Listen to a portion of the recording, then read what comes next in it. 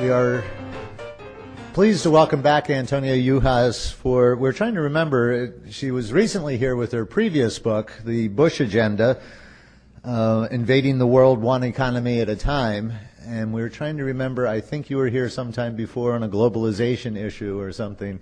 So I believe we're welcoming her back for the third time, and always glad to have her here. Antonia is a leading oil industry analyst and critic, and she also specializes in international trade and finance. And the new book, The Tyranny of Oil, the World's Most Powerful Industry and What We Must Do to Stop It. And if you've had your radio on in the last few weeks, you've probably heard Antonia on any number of stations. I keep running across her. She's a fellow with Oil Change International. There's some brochures about this very important work that Oil Change International does back on the book table. And she's also a senior analyst for Foreign Policy in Focus. She dates her activism back to time as a legislative aide with John Conyers, and way back even before that. She has truly dedicated her life to a better world, and we are glad to have her here tonight. Please join me in giving a warm welcome to Antonia Juhasz. Thank you. Thank you all so much for coming out on this stormy, stormy night to hear about the tyranny of oil. It's a good title for the weather, I think. This is such a critically important moment to be talking about these issues. We're in the final countdown for the election, an election where oil is important for so many reasons, for the economy, for the international economy, for war, for climate, for alternative energy. There's just so many issues in this election for me, for which oil is the bottom line. And what I hope is to give you some information that will help you go out to your communities, because I'm sure that you're being here as a representation that you're an activist in your communities as well, and can reach out to your friends and your colleagues to talk about these issues, because it's not just about the election right now. It's about day one after the election. It's about day two. It's about year one. It's about year two.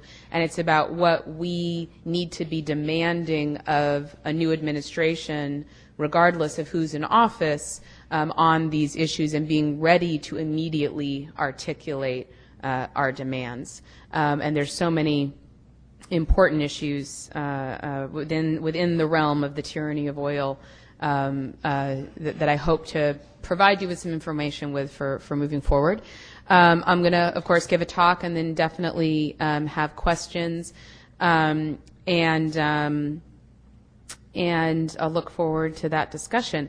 So again, my name is Antonia Juhasz. I'm actually with another group that wasn't mentioned. In addition to Oil Change International, I also work with the Institute for Policy Studies.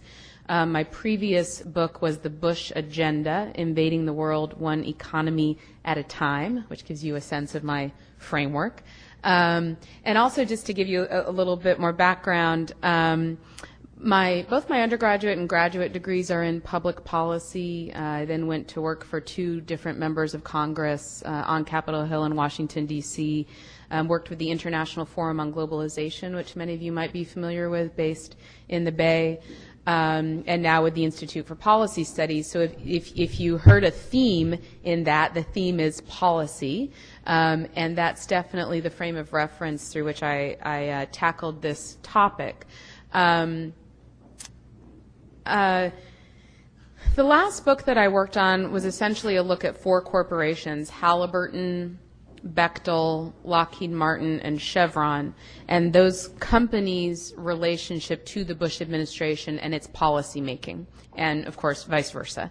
And in writing that book, which came out in 2006, I was struck by our lack of knowledge on one industry in particular, and that industry being the oil industry, and also of the paramount and growing importance since this administration, since before this administration in particular, since this administration took office, to the paramount importance and the activist role of the oil industry within this administration.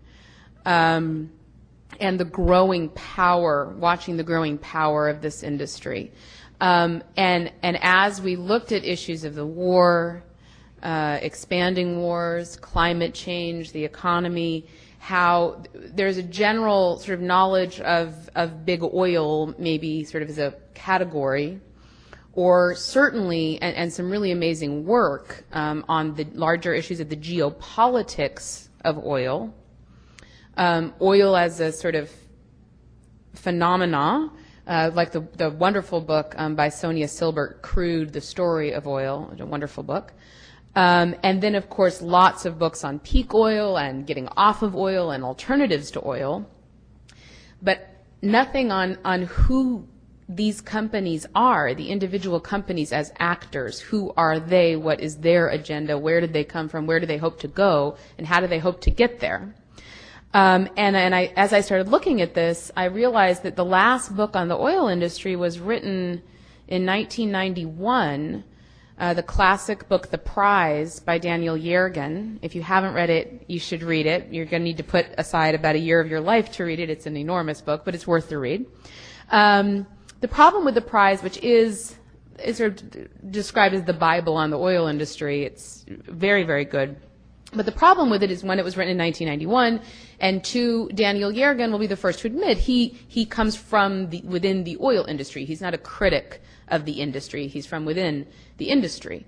And so the last book really that looked at the individual companies by a critic was written in 1975. And that's the classic by Anthony Sampson, The Seven Sisters, another book I highly recommend reading, both of which I use as resources in my book. So obviously a lot's changed since 1975, and I felt that this was a critical analytic void that we needed to fill.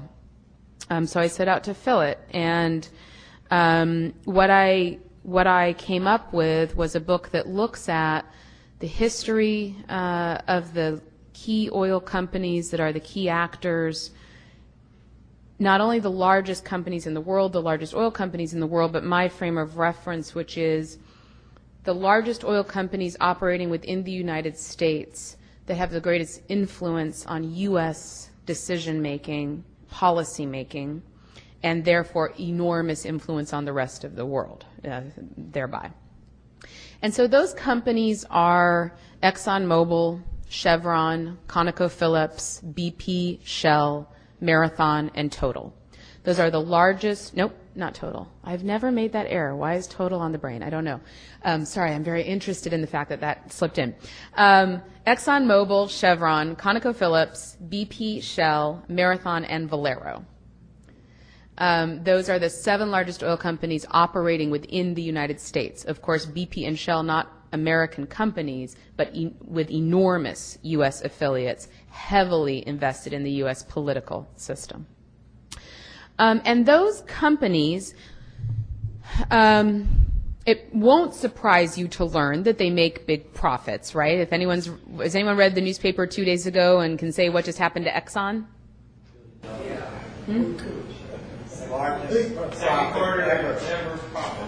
Largest third quarter profit ever, but of course that headline, we could be in the matrix, because that headline could have been written last year, the year before, the year before, the year before, right? Because in 2003, ExxonMobil became the most profitable corporation in the history of the world ever, adjusted for inflation, period, the most profitable company.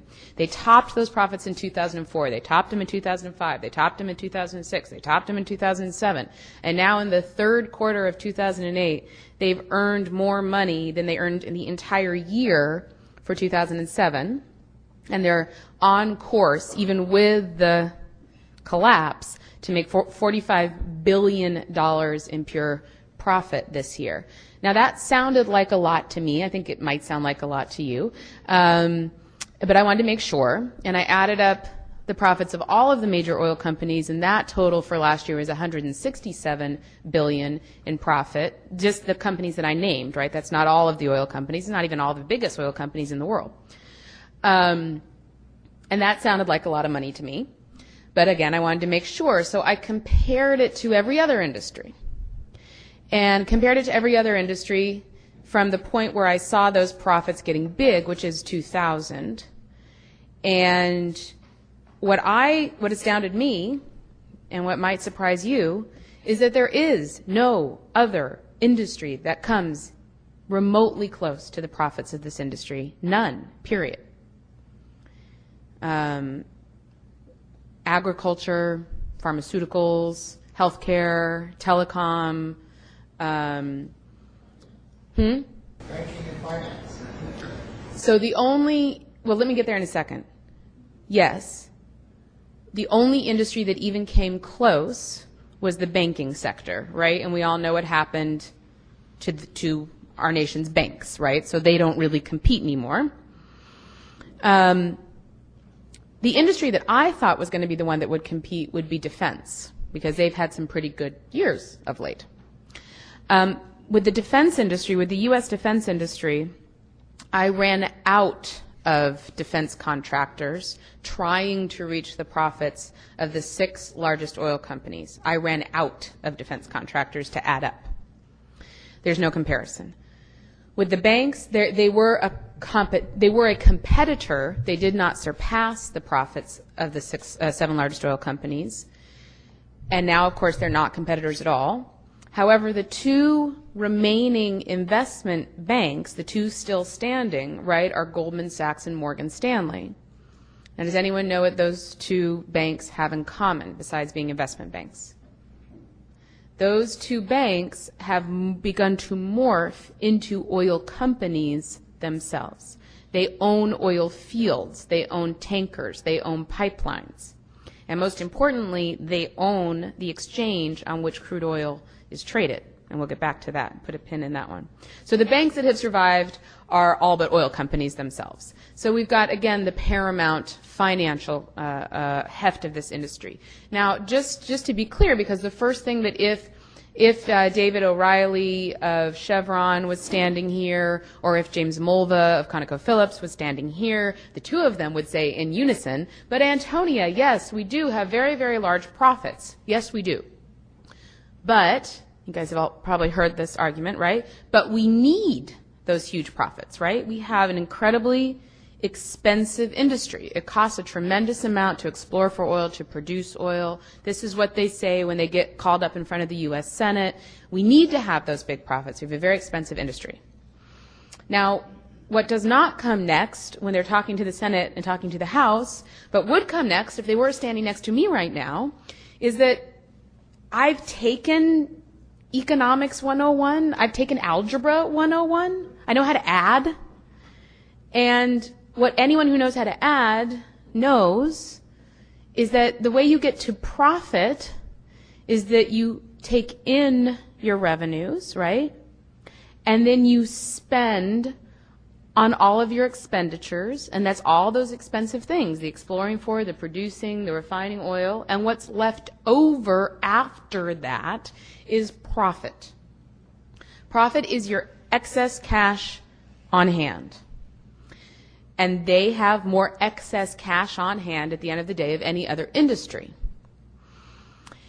And what I am interested in and concerned about is how they spend that, and how that influences our policy decision making, and what they want to do, where they want to go, so what they're using that influence for. And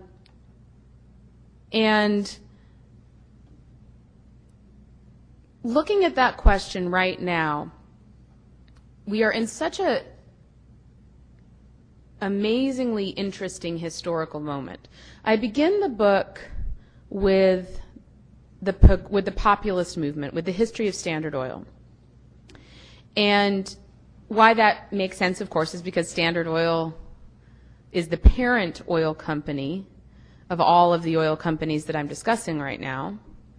It was the largest oil company in the world. It was the monopoly oil company in the United States.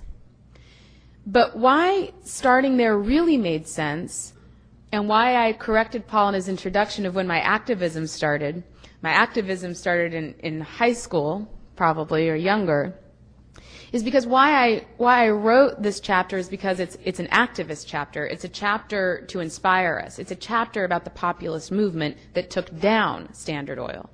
And why it is so incredibly important right now is because we happen to be in the midst of a political campaign in which everybody has suddenly become a populist, right? I remember way back in the beginning of 2008 when Senator Edwards was the populist candidate for president. Then Hillary Clinton became the populist candidate for president. Then Obama became the populist candidate. Now Governor Palin's being called a populist. Now John McCain is sounding all the turn-of-the-century populist. He says that Theodore Roosevelt is his, inspiration as president, and he opens every single speech with a statement about how the little guy is getting it from the big guys, and we need to bring in the wily fat cats, and he sounded like a populist. And there's a reason. Okay. There's a reason why everyone is in fact talking like a populist. And the reason is because we're in such an incredibly, remarkably similar economic moment as we were during the populist movement of the 1860s, 1870s, 1880s. And what was happening then was, for the first time in U.S. history following the Civil War, essentially corporations were given a free rein, right? I was just watching this great documentary. You should all see it. It's an A&E documentary from, I think, like 1997 about the Gingrich Revolution, the contract for America, the contract on America from 1994. And it's very fascinating because it's an early documentary from TV, and so the guy's actually wearing a trench coat and actually, pretending like he's an investigator, and it's very, very funny. But what's very interesting about it is the articulation of this message that really carried the Reagan agenda into the 90s and succeeded in the Congress, which was this small government deregulation, allow corporations to self-rule themselves mantra. And it was very interesting to see it being articulated, at that moment, because I lived through it. That's when I was working for Congress. And this very same mantra was what was being used in the United States at this time, that we should not regulate companies at all, that we should allow the companies to merge, to grow, to have big companies buy up smaller ones, push out competitors, use essentially whatever tactics they could, and this is how Standard Oil rose in power. And Standard Oil became the dominant trust of its era. And what people were most concerned about with Standard Oil's rise wasn't its monopoly control of kerosene, but rather was its control of the government and its ability to regulate the government as opposed to vice versa. So let me read you a description of a cartoon from this era. I think it's circa about 1880, maybe 1890. And it will sound familiar. So it's a depiction of the United States Senate. And towering above the seated senators, 3 times their individual size, stand grossly obese men representing the trusts. Each of these men is dressed in top hat and tails. Standard Oil, the most dominant, is the only company depicted by name among the copper, iron, sugar, tin, coal, and paper bag trusts. Above them is a sign, a huge sign, that reads, "This is a Senate of the monopolists, by the monopolists, for the monopolists."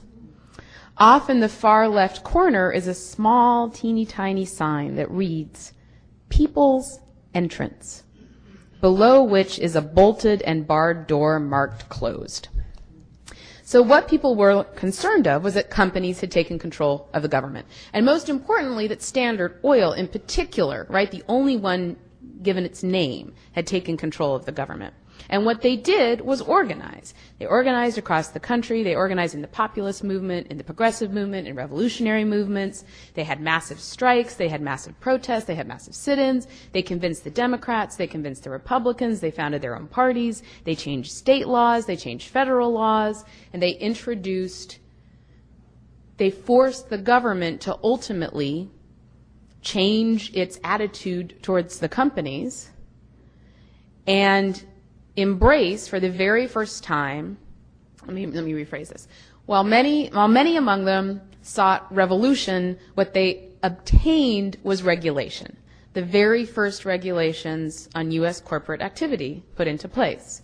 So the 8-hour workday, the 40-hour work week, the first campaign finance laws in the United States, and antitrust law. And it's been said that if the Standard Oil Trust was called the Standard Oil Corporation, we would have anti-corporation laws in the United States. The target was Standard Oil. Instead, we have antitrust law. And the idea of antitrust law was that corporations should not be allowed to get so big that they make it impossible for the government to regulate them. And so finally, through all of this organizing in 1911, the Supreme Court broke up Standard Oil into 34 separate pieces. Now, I go into in the book sort of the failure, what happened next, and why it didn't stick. The biggest problem is that the organizers, the activists, the people, had this victory, and then they kind of turned away and went to work on other things, which is what we often do, instead of remaining vigilant and ensuring that the government maintained its regulation over the breakup. And the government didn't maintain its regulation over the breakup. But this is a success story. And what's so similar today is that we are in a very similar economic moment, right? The greatest inequality in the United States in 50 years, a small number of corporations with immense economic control that's translating into political control, and it just so happens, in fact, it's the exact same corporations in this case. Because one of the things that happened, and I'm going to jump over about 100 years of history that I cover in the book and jump right to the Reagan administration, was the Reagan administration really ushered in a fundamental reapproach to antitrust law in the United States, and essentially decided that antitrust law would not be used for political goals or economic goals, that the only time we would implement antitrust law was if there was a concern over price control. And essentially what that meant was that the United States abandoned its approach to antitrust. And what followed was a massive wave of mergers. And in the oil and gas industry, well, so Reagan introduced this rethink, then Bush followed it, then Clinton followed it, then Bush followed it. And beginning from about 1990 until today, there have been 2,600 mergers in the U.S. oil and gas industry alone. And the biggest ones are the sort of re-coming together of Standard Oil. So the two largest post-breakup pieces of Standard Oil were Exxon and Mobil. They, of course, allowed to merge to form this behemoth that we have today. Our own Chevron, based in San Ramon, was the first big merger. In 1984, Chevron bought Gulf, which was two enormous companies merging.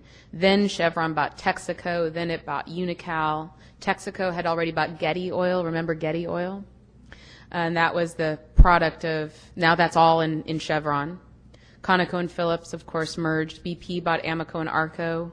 Shell bought a number of other smaller post-Standard Oil pieces. And those are just the big ones, right? And that's how we got to the big companies that we have today. Now, the reason why the companies wanted to merge, there was a number of reasons, but the most important is that from about World War I to the mid-1970s, the Seven Sisters, which is why Anthony Sampson's book is called that title, these are now companies that have all merged, but they used to be seven. So Exxon, Mobil, Chevron, Texaco, Gulf, BP, and Shell owned the vast majority of the world's oil, right?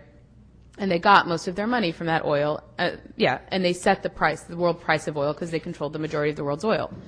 When their oil was nationalized in the 70s, they needed to do a couple things. One was find more oil. So one of the reasons why they wanted to merge was so they could buy each other up and get each other's oil. It was called hunting for oil on Wall Street instead of hunting for it in the field, right? They gobbled each other's up to get each other's oil. But then they also redirected their attention back into the United States, because while antitrust law had not been being applied very well when we allowed those seven sisters to form a global cartel, it had been fairly well applied domestically. We had a lot of independent companies, a lot of independent refineries, a lot of independent gas stations. there was a lot of diversity within the U.S. market. So when their oil was nationalized, they turned their attention back here and decided to make profit centers out of areas that they had largely previously abandoned.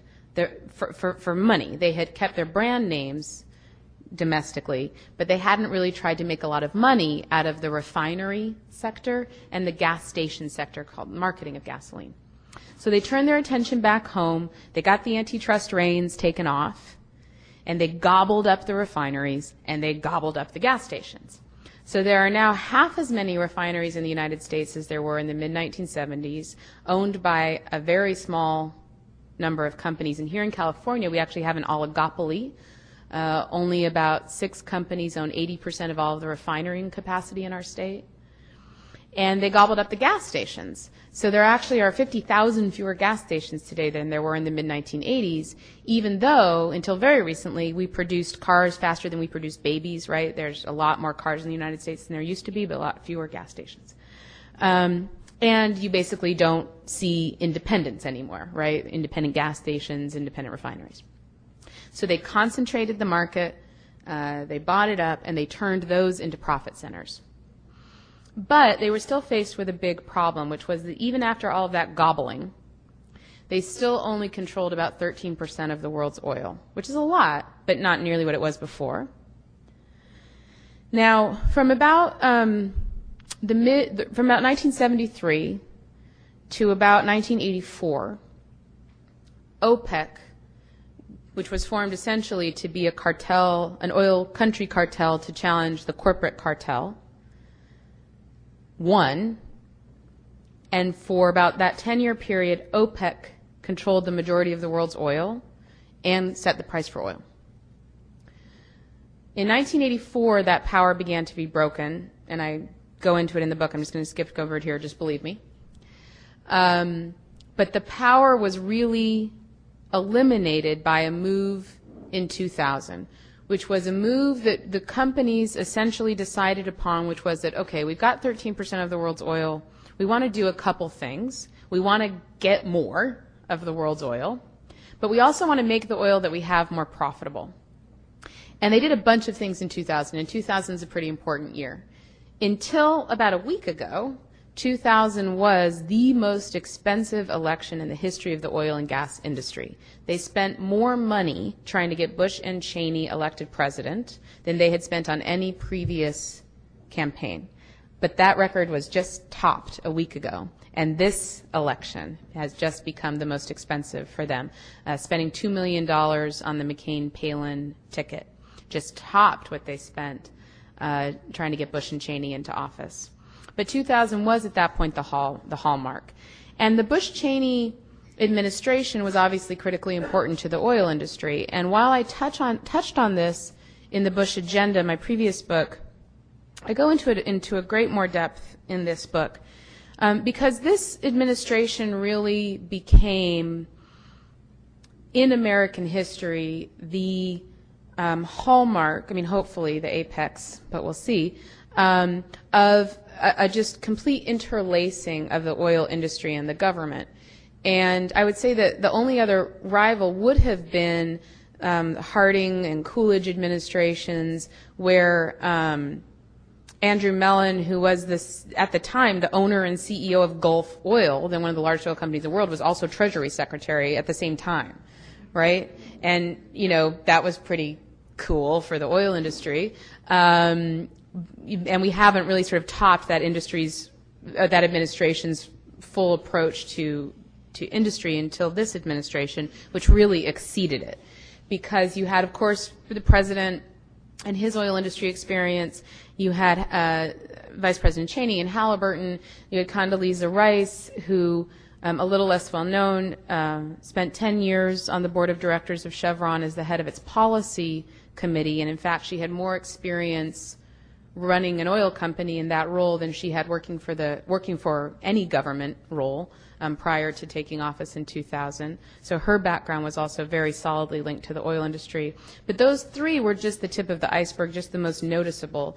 I traced some 30 key bureaucrats within the Bush administration who came directly out of the oil industry and or spent a very brief stint within the administration before they went back to the oil industry, either lobbying for the industry, on boards for the industry, or as executives within the industry. And really the oil industry with this administration was essentially able to stop lobbying and start legislating. And there is an awful lot, I would argue, from that, and there's a reason why I spend a lot of time on it in this book, that I think is going to essentially need to be undone with the next administration. But so it was very important to get this administration into office in 2000. After that election was, I would say, after Bush and Cheney were appointed president and vice president by the U.S. Supreme Court, right after the appointment, that appointment was made, but before they took office, during the lame duck session of the last bit of the Clinton administration, the oil industry joined with the banking industry and Enron to win the mother of all deregulations in U.S. history, I would say, given the crash we've just gone through. They lobbied Phil Gramm, the largest recipient of Enron money in Congress, and the third largest recipient of oil and gas money in Congress, to implement a massive deregulation of derivatives, of the very same trades that have led to the subprime mortgage crisis, and of key energy trades, all within one bill, the Commodity Futures Modernization Act. Now, this act was slipped in at the very last moment, no committee hearings, no debate, no discussion, slipped into an 1,100-page omnibus appropriation bill in the lame duck session of a Congress, of a presidency, after a brutal election, right? When nobody was watching, basically. The bill was slipped in, and it passed. Clinton signed it. And what that legislation did was, in this sector, the first casualty was the California energy crisis. So Enron went to work immediately because it had set up its own Enron Online. And it had succeeded in getting those trades completely deregulated. So what Enron did, we now know, and I quote them in the book, they went to work, the Enron energy traders went to work, moving electricity out of our state, right, creating a false scarcity of electricity, manipulating the price, moving it up, causing our rolling blackouts, causing businesses to go bankrupt, causing our two largest public utilities to go bankrupt. Their profits went skyrocketing, and I quote the Enron traders who said literally, we know what we're doing is illegal, we know it's immoral, but no one's going to catch us, so it doesn't matter. And they say things like the same things that we hear the derivatives traders saying today, right? It was a playground. There were no rules. So we made it up as we went, and we worked it as well as we could, and it was a game. And we in this state, maybe many of you here, weren't fooled and protested time and time again, and were told time and time again, oh, it's market fundamentals, oh, it's demand and supply, nobody's manipulating anything, you silly, silly Californians, always looking for a conspiracy. And I quote the folks who said that, too. And, of course, we were right, and we succeeded in exposing Enron, but probably more importantly, Enron imploded upon its own greed, right? However, the Enron energy traders live on. And I don't mean this figuratively, I mean literally. The same guys now work for Chevron. They now work for BP. They now work for Goldman Sachs and Morgan Stanley. And they're doing for crude oil precisely what they did for electricity. Because in 2000, right when Enron set up Enron Online, Morgan Stanley, Goldman Sachs, BP, Shell, and Total set up the Intercontinental Exchange, ICE. ICE is based in Atlanta. ICE is a completely deregulated exchange on which crude oil futures are traded. That trading began in 2000. 2000 is the year when the price of crude began its climb up. However, 2006 is the point where it really exploded. 2006 is also the precise year when the number of crude oil futures trades on the deregulated ICE exceeded the number of trades on the regulated New York Mercantile Exchange. And that's when the price catapulted up. And that, of course, sent the profits of the oil industry catapulting up with it, right? Which sent their influence as well. It was already on the rise. It already helped that they had the Bush administration in office. But all of this wealth has also catapulted their influence as well, and decision-making together with their influence. Just really quickly, because I know you're going to ask, and you should, it's jumping ahead in the story, but let's just get to right now. Of course, the price has gone down, right? So a couple things explain that. The first is, let me before I say that, let me make one other point. The pace at which the price of oil rose, particularly between 2007 and 2008, the only other historical comparison for that rise were the two 1970s oil crises, right? Periods of intentional price manipulation, right, by OPEC. And I argue that we got the same type of rise for the same reasons, manipulation. Maybe not for a political agenda like OPEC had, but certainly for an economic agenda that had real political implications, right? So now what we're seeing is just, I don't think anyone can tell you what we're seeing right now. For one reason, the whole world's gone mad, right? Every exchange has gone mad. Stocks have gone crazy. Every exchange has gone crazy. Massive volatility is what we first saw. So about 2 weeks ago, we saw the largest one-day price rise in the price of crude oil ever in the history of crude oil futures trading, followed by a 2-day drop, which was a 1-year record, followed by a little bit of an up, then a little bit of drop, and an up, then a drop. This level of volatility is a hallmark of deregulated markets, right? No one knows who's trading, how much they're trading, what they're doing with the trades. However, the underlying factor, which is different from, say, the housing speculative bubble, is that this was an oil speculative bubble built on the reality of oil as a non-renewable natural resource that's running out. So it's a completely unique phenomenon, right? And on top of that, built onto the completely unforeseen reality of the people who own the resources, owning the exchange on which the resource is being traded, and the banks morphing into oil companies. On top of that, we also have a global recession. And in a global recession, demand for commodities declines significantly. In fact, the last time oil reached $100 a barrel, adjusted for inflation, was in 1981.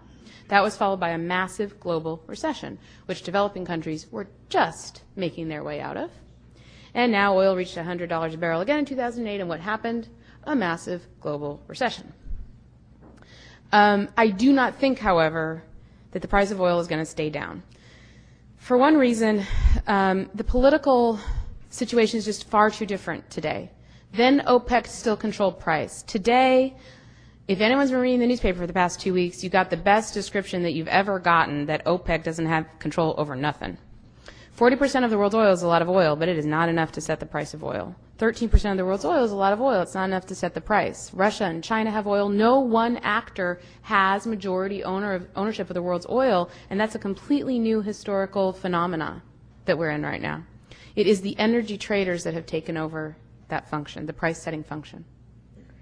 And they are not, as they are often portrayed in the press, just wily, crazy guys. They are people who work for banks. They work for oil companies. They have an agenda. And one of the very, very, very good things that Senator Barack Obama has pledged to do is close, this is referred to as the Enron loophole, right, because it was Enron that first manipulated it. Obama has pledged to fully close this loophole, and this is something we absolutely have to hold him to if he wins the election. And what that means, so you don't have to remember Enron loophole, which is sort of easy to remember, but if you know what it means, is regulate, big R. Just remember big R. I'm going to walk around from now until a year into the election just with a big R over my head, because now is the time for regulation, folks. And now is the time to be demanding it, and now is the time we get to demand it, because the world is ready to hear it. The country is ready to hear it. He has to regulate crude oil futures trading and consider, I would argue, very, very seriously whether something as important as crude should even be being entrusted onto a futures market. But that's a discussion for another day. So the oil industry got this boon, which is the deregulation of its key trades. And the price is going to go back up because of the political control that these companies have right now, and because we are facing a resource, let's face it, where we consume between 4 and 6 barrels a day, and we only produce 1 barrel. And unless something really fundamental happens to the world, which is of course possible, that demand is going to continue to either remain steady or rise again. And that just the very strong likelihood is in the not too distant future we're going to once again see $100 a barrel, $150 a barrel, $500 a barrel. That's certainly what all the smart financiers are already betting on right now, by the way. So the price will likely go back up. So they got that. They got their profits up. What they also got and what they face right now, in 2004, the Federal Trade Commission did an analysis of the reserves of all the oil companies. What they found was that in 2004, that the oil companies, their reserves would run out by 2016 or 2017, all things being equal. So the oil companies are desperate for oil, right? They're desperate for their own oil. However, basically all of the world's oil is spoken for, right? Governments own it. It's pretty much got flags on it pretty much everywhere you go. So they face two challenges. One is an administration that's willing to take the oil from the countries that have it and do that using our military. And the other is to change policy to get the oil that is essentially not yet taken. So that means the oil that's not yet out of the ground, we don't yet really know where it is. So that's the shale regions of the United States, Colorado, Utah, and Wyoming, where there is shale under the ground, and shale is basically, to get shale oil, it's basically like mining coal. There's rocks, they're 2,000 feet under the ground. You got to remove the earth above them. You got to dig the rocks out. You got to crush them. You got to heat them. You got to get rid of the waste. You got to get rid of the tailings. And then there's a teeny, tiny bit of a thing called kerogen in there. And you heat that, and then you get a teeny, tiny bit of oil. And that teeny, tiny bit of oil is a heavier, dirtier oil that you then have to refine, which is a dirtier process as well. And that's shale. And then there's the tar sands. There's actually tar sands in Utah, but the big tar sands are in Alberta, Canada. And tar sand oil is tar and silt. And to get this out of the ground, they've built the largest dump trucks in the history of the world. I describe these in the book. One of the drivers describes how you walk 14 stories into the sky to get into the driver's seat, 14 stories, and then you drive the truck, which is a $5 million truck, because it takes so much earth to just get to a teeny tiny bit of oil. Depending on water and earth and energy, and they're talking about building nuclear facilities both in Utah and in Canada to provide the energy to run the development of the facilities to get the tiny bit of oil, right? So we're going to build nuclear power to energize our efforts to get to the oil in these regions. When I went through Utah, by the way, on my speaking tour, it was amazing. I mean, this is right now front and center on their political agenda. I had the county commissioners, the city council members, everybody came for the talk because this is so crucial in these states, but no one else even really knows that it's going on.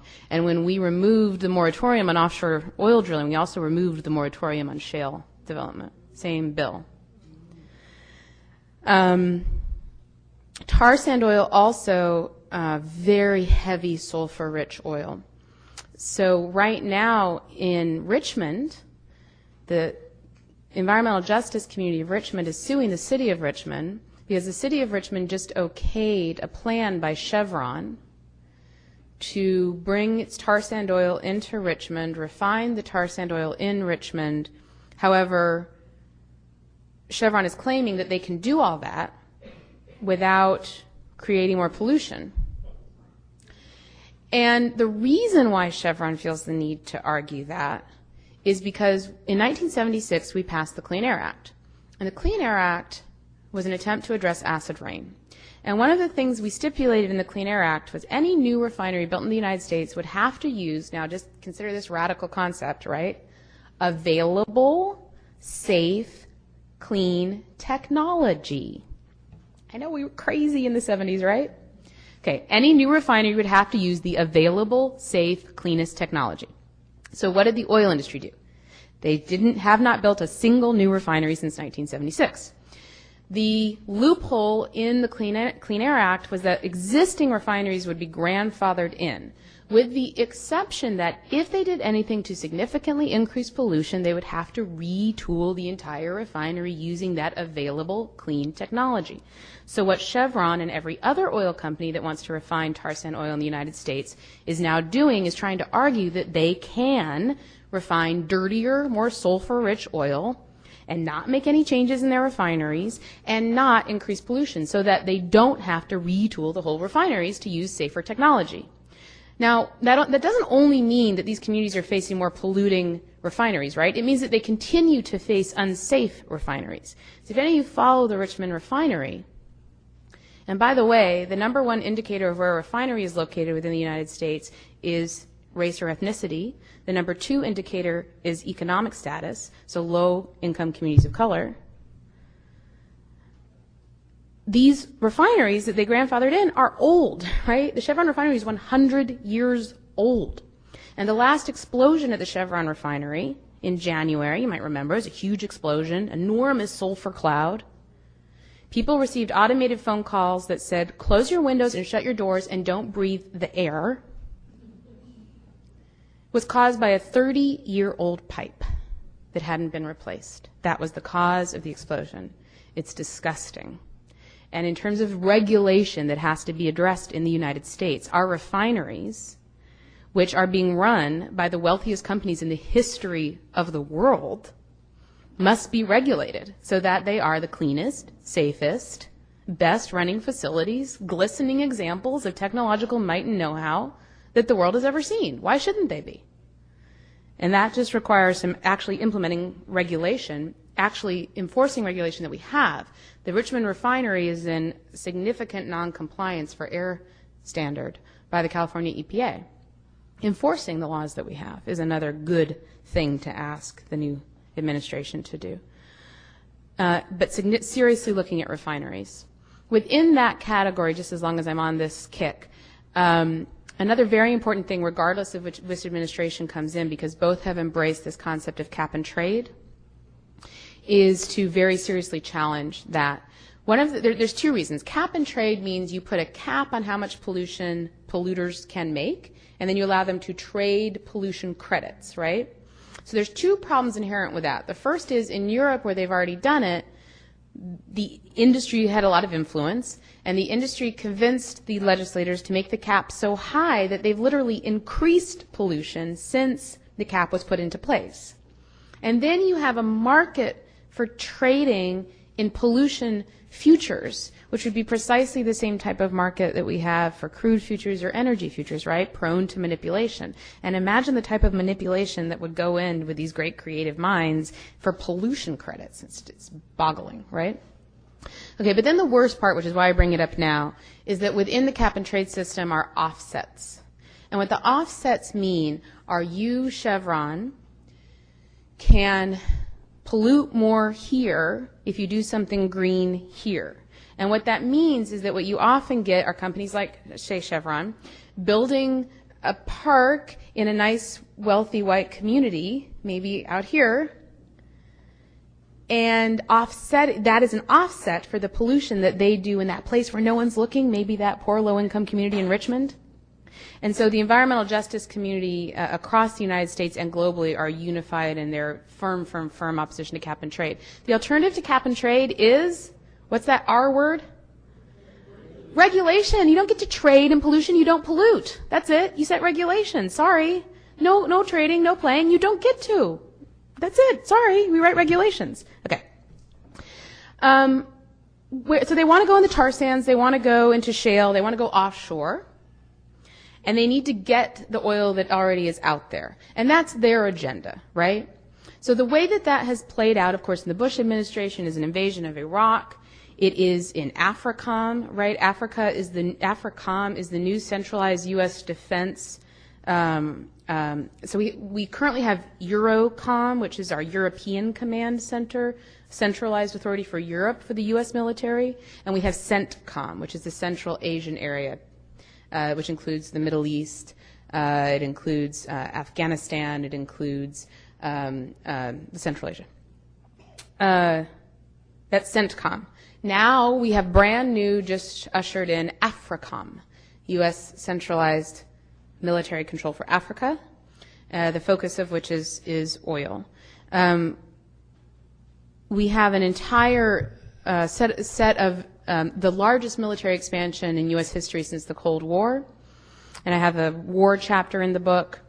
And essentially, if you track where oil is and you track oil transit routes, that's where our military is. So the next administration is going to have to attempt to undo that posture, because what that posture has done has put us, for example, head-to-head with the Chinese in Africa over oil. It has put us head-to-head with the entire Middle East world and the Muslim world over oil in the Middle East. Not them wanting oil and us wanting oil, us pissing everybody off because we want oil, right? That's the point I'm trying to make there. The Bush administration is expanding, by the way. I mean, if folks haven't been paying attention, we've made incursions into Syria in the last week. We've made incursions into Pakistan. We have intensified our militarization of arms into Lebanon. We have both Obama and McCain who have talked about expanding military options in Afghanistan. We do not have nearly enough of a commitment from Obama to immediately end the war in Iraq, right? So this is going to be a challenge for us, regardless of who takes office. I think a far bigger challenge if McCain takes office to change our militarized course. But still, it's something we have to be aware of, obviously, in an Obama administration, is the military focus. In the last chapter, I talk about what we can do and alternatives, and so I'm going to end there and talk about prescriptions for the next election. But to get there, one of the sort of fun things that I prescribe to help us get there, and is important for the next couple days, is something that a group I work with, Oil Change International, has come up with, which is calling for the separation of oil and state. So getting oil money out of the government. And this is modeled after very successful campaigns against the tobacco industry in the 90s, where it was essentially made toxic for elected officials to be connected to the tobacco industry, right, through organizing. And elected officials renounced tobacco industry money. And what happened? The tobacco industry didn't disappear from the planet, but we did begin to regulate it, even ban its product in certain places, right? And really started to regulate an industry that people thought at the time was totally impenetrable. And to do the same with oil, to make it untenable for elected officials to be connected to this industry. And this is already happening. In 2006, a number of leading environmental organizations got together to launch commercials during the election that were essentially just trying to link candidates with oil money. And they were very successful. People were very angry when they found out who was taking how much oil money. And that people are upset at the oil industry, but rarely are they able to sort of focus their anger and see the link between money and candidates and how they vote, right? So making that linkage and calling for candidates to renounce oil industry money, and then as individuals to pledge for the least oily candidate out there. And I have strategies for that in the book. Also, we have a website, Follow the Oil Money, which allows you to look at every individual candidate and how much money they take from individual companies, oil companies. And there's also Follow the Coal Money, by the way. Look at coal companies. So that's just a tool. But then for policy proposals, and I'm just going to go through this very, very quickly and then turn it over to questions. I think the most important thing is essentially reining in the financial influence of the industry. And I do call for breaking up the oil industry. I also call for regulating the industry. So regulating refineries, restricting where the industry can go.